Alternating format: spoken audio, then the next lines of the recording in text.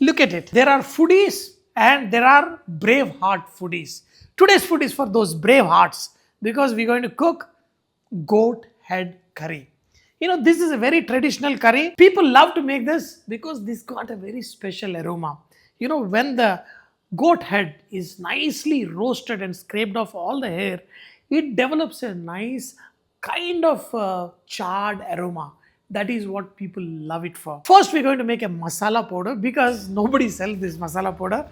So very simple. Coriander seeds, pepper, whole garam masala, cumin seeds, dry coconut, and all you need to do is slowly roast this masala together because you want to bring out the aroma from those essential oils. That's when this goat head curry is going to be slow, slow, slow.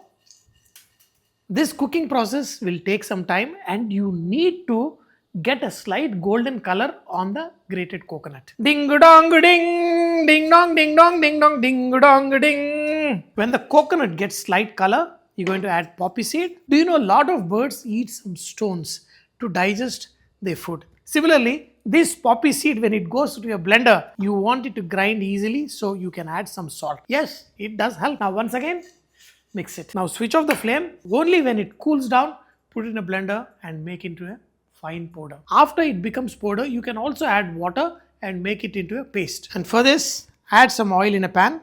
I'm cooking in a pressure cooker because this head curry will take a lot of time to cook. And it has to be cooked till it is nice, soft and jelly-like. In this, add shahi jeera, add onion. Add pinch of salt and cook these onions till they are slightly colored. Add curry leaf, ginger garlic paste, turmeric, some green chilies. Let this cook for a minute. These kind of charred pieces on the goat head is what will make this curry very tasty. Add these pieces without adding water. Just let it cook for another 2 to 3 minutes. Now add water. Make sure all the pieces are just covered. Put the lid on and let it cook at least 2 or 3 more whistles than the time you take to cook your mutton. That's when these pieces will be done perfectly. Once this is cooked, transfer it into a kadai. The entire mixture I put in a blender. First, grind it till it is powdered.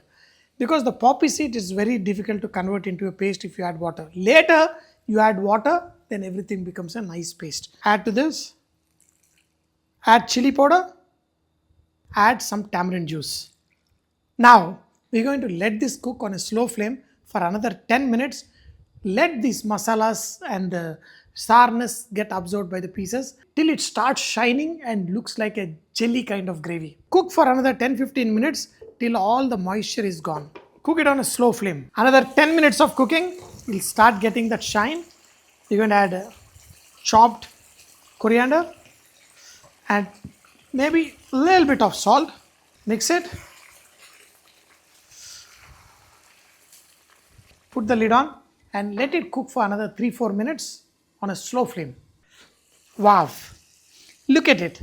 The oil, everything has to slightly ooze out from it. This is the result of slow cooking. The aroma, the flavor, the taste will be magnified many times when you do this method. Now, wow.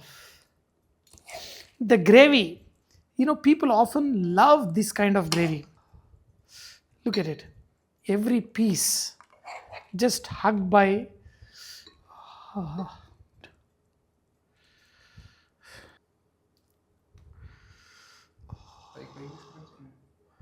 Bumbaraska, raska, buska, tuska. I made it nice and spicy. The pieces should literally melt in your mouth. People eat this goat curry, this style, because of the aroma.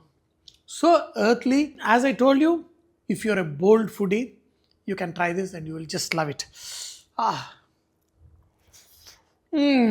Juicy, juicy and perfect.